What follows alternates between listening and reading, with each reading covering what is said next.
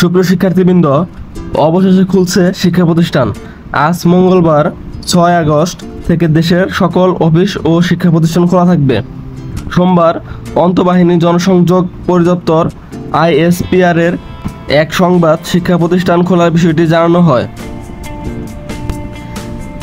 বিজ্ঞপ্তিতে জানানো হয়, সকল সরকারি, আধা সরকারি, স্বায়ত্তশাসিত, আধা স্বায়ত্তশাসিত, বেসরকারি প্রতিষ্ঠান, কলকারখানা, স্কুল কলেজ, মাদ্রাসা, বিশ্ববিদ্যালয় সহ সব শিক্ষা প্রতিষ্ঠান আজ থেকে খোলা থাকবে। তো সুপ্রিয় শিক্ষার্থীবৃন্দ, তোমরা অবশ্যই বুঝতে পারলে যে আজকে মঙ্গলবার থেকে তোমাদের সকল শিক্ষা প্রতিষ্ঠান খোলা থাকবে। তবে তোমাদের ষান্মাসিক মূল্যায়ন পরীক্ষা কবে হবে তা তোমাদের নোটিশ দিয়ে জানাই দেওয়া হবে। আবার তোমরা চ্যানেলটি সাবস্ক্রাইব করে রাখো যাতে পরবর্তী আপডেটগুলো সহজে পেয়ে যাও।